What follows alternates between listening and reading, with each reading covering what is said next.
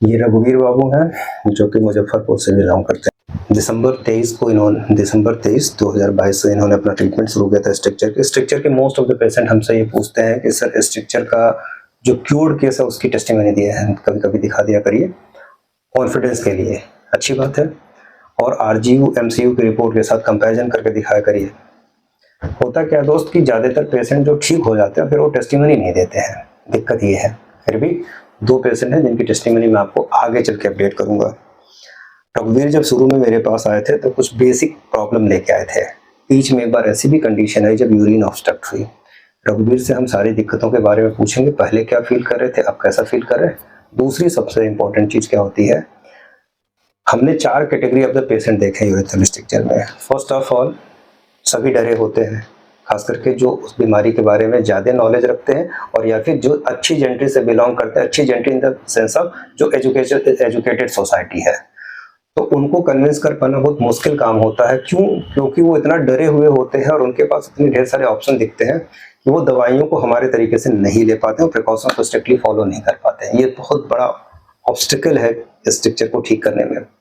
दूसरे वो होते हैं जो डरे हुए तो होते हैं लेकिन फिर भी डॉक्टर के ऊपर फेथ करते हैं या फिर अपने जो थॉट है उसको किनारे रखते हैं और हमारी बातों को सीरियसली लेते हैं, इलाज करते हैं। लेकिन उनको क्या लगता है कि जल्दी सही होना है, मेरे पास कोई मैजिकल मेडिसिन नहीं है जल्दी सही करना, क्योंकि हम लोग एक ऐसे ट्रीटमेंट को फॉलो कर रहे हैं जो कि या फिर ऐसी बीमारी को ठीक करने की कोशिश कर रहे हैं जो कि बहुत ईजिली ठीक होने वाली नहीं है, इसीलिए प्रिकॉशंस का बहुत इंपॉर्टेंट रोल है।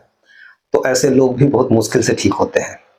तीसरी कैटेगरी वो है जो डॉक्टर के ऊपर फेथ ज़्यादा करता है, जो अपने ट्रीटमेंट के लिए ज़्यादा ऑनेस्ट है और अपना डेडिकेशन भी शो करता है और कुछ हद तक रेगुलर भी रहता है। कई लोग ऐसे होते हैं दवाइयों में थोड़ा सा मैनिपुलेशन कर देते हैं, सर ये दवा बच गई, वो दवा बच गई, ऐसे हो गया वैसे हो गया। इन लोगों को भी ठीक करना थोड़ा सा मुश्किल होता है, लेकिन कंपैरेटिवली ऊपर के 2 कैटेगरी के लोगों से ज़्यादा सही कंडीशन में होते हैं, ठीक हो जाते हैं, टाइम लगता है। फोर्थ वो लोग होते हैं जो लोग ब्लाइंडली फेथ करते हैं, यानी कि कोई इफ बट नहीं, थोड़े अप्स एंड डाउन होते हैं तो वो हमारी बातों को समझते हैं, उसके अकॉर्डिंग प्रिकॉशंस लेते हैं, चीज़ों को फॉलो करते हैं और ठीक हो जाते हैं। जो ये फोर्थ कैटेगरी वाले लोग हैं वो ज़्यादा जल्दी सही हो जाते हैं क्योंकि वो एक बार भी दवा में गैप नहीं करते, प्रिकॉशंस में गैप नहीं करते, यहाँ तक कि मेडिकेशन के तरीके और बाकी में गैप नहीं करते। वो बहुत ज़्यादा सवाल जवाब नहीं करते क्योंकि उनकी बीमारी के बारे में नॉलेज बहुत अच्छी नहीं होती है, वो बहुत हाईली एजुकेटेड सोसाइटी से बिलोंग नहीं करते। दैट्स वाई उनके पास ढेर सारे सवाल जवाब नहीं होते हैं।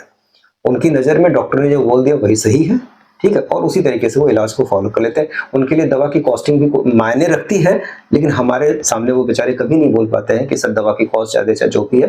फिर भी मैं कोशिश करता हूँ कि किसी को कुछ रिबेट दिया जा सके, इट्स ओके। इसी तरह की ये फोर्थ वाली कैटेगरी में ही रघुवीर बाबू है जो मेरे पास आए थे। इस बच्चे ने कभी हमसे कोई सवाल जवाब नहीं किया, ऑनेस्टली ट्रीटमेंट को फॉलो किया। बीच में एक बार दिक्कत आई भी थी, उसके अकॉर्डिंग मैंने कुछ प्रिकॉशंस बताए, वो एक दिन में सही भी हो गया। होता क्या है, आरजीयू टेस्ट हमेशा नहीं करवाया जा सकता है क्योंकि आरजीयू एमसीयू के बाद एक लोकल इन्फ्लेमेशन और इंजरी होती है, ये वो लोग समझते होंगे जो लोग सीआईसी करते होंगे। तो ये सारे तो वास्तव में एक पैटर्न मैंने बनाया है, एक चार्टिंग लोगों को आजकल दे रहा हूँ, जिस चार्टिंग के अकॉर्डिंग मैं यूरिन की फ्लो को समझ लेता हूँ और आगे चल के कैसे उनकी दवाइयों को मैनेज करना है ये समझता हूँ मैं। इस पे मेरी यूरोलॉजी डिपार्टमेंट की टीम पूरा काम करती है। 4 डॉक्टरों की एक टीम है जो हर एक केस की एनालिसिस करती है और हमें फाइनल रिपोर्ट देती है कि सर इस केस में ये ऐसे प्रोसीड करना है। फाइनल ओपिनियन हमारी ही होती है। खैर, ये हमारा तरीका है स्ट्रक्चर के केसेस को ठीक करने।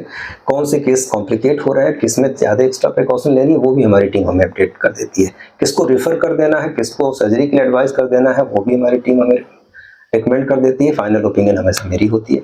खैर, रघुवीर से बात करते हैं जो जिनको इलाज कराते हुए अप्रॉक्सीमेट 3 महीने हो गए। रघुवीर जब जिस दिक्कत है उसके बारे में बताएंगे और प्रेजेंट टाइम में जो हो रहा है उसके बारे में बताएंगे। हाँ रघुवीर बताओ बेटा, जब शुरू में मेरे पास आए थे दिसंबर में, तब क्या क्या दिक्कत थी आपको? उस समय 9 mm का पत्थरी था और स्ट्रक्चर था। ठीक है, ध्यान रखिएगा, स्टोन भी था, स्ट्रक्चर भी था। फिर बेटा क्या हुआ? उसके बाद आप जब दवा ली यहाँ से कुछ दिन खाए तो पत्थर भी गिर गया।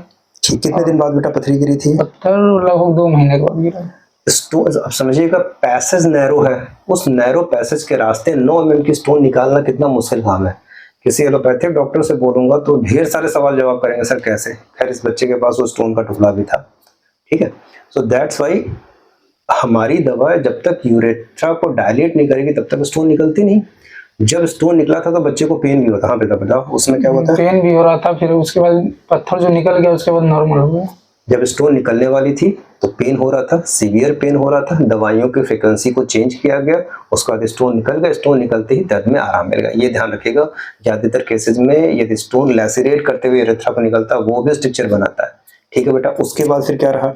उसके बाद वही अब जो दवा दिए नॉर्मल खाते गए, अभी नॉर्मल ठीक है। ठीक है बेटा, जब मेरे पास आप आए थे तो आपने जो कंप्लेन हुए थे, आपको तो राइट फ्लैंक में यहाँ पेन होता था, पेन होता और यहाँ से नीचे की तरफ जाता था। ठीक है, पेशाब में जलन होती थी, पेशाब रुक रुक के आती थी, पेशाब की धार कम थी, दिन में 4 से 5 बार यूरिन जाना पड़ता था, पेट में गैस बनती थी, येलो कलर का यूरिन था। ठीक है बेटा, अभी हाल फिलहाल में इसमें ऐसी कौन सी दिक्कत है जो अभी भी आपको परेशान कर रही है? कोई ऐसी दिक्कत बची है या नहीं? पेट में थोड़ा गैस बनता है और कम पानी पीने पर जैसे वो येलो होता है। ठीक है, ध्यान रखिएगा, इसीलिए मैं बार बार बोलता हूँ वाटर की इंटेक वेरी इंपॉर्टेंट चीज है। वाटर की इंटेक आप 200-250 ml से लेके 400-450 ml बनाए रखिए, तो नो डाउट ये इंटरनल हीलिंग में अच्छा रोल पार्टिसिपेट करती है। क्यों? क्योंकि लोकल इन्फ्लेमेशन तब ज्यादा बढ़ जाएगा जब यूरिन कंसंट्रेट होगी। यूरिन का पीएच नॉर्मल होना बहुत जरूरी है किसी भी इंटरनल टिश्यू की रिकवरी के लिए। Thank you very much. जरूरी यह है, कोई जरूरी नहीं है कि आप हम ही से कंसल्ट करें, किसी भी अच्छे होम्योपैथिक डॉक्टर को पकड़िए, उससे कंसल्ट करिए, प्रॉपर अपनी केस हिस्ट्री दीजिए और फॉलोअप में उसे इलाज करवाइए।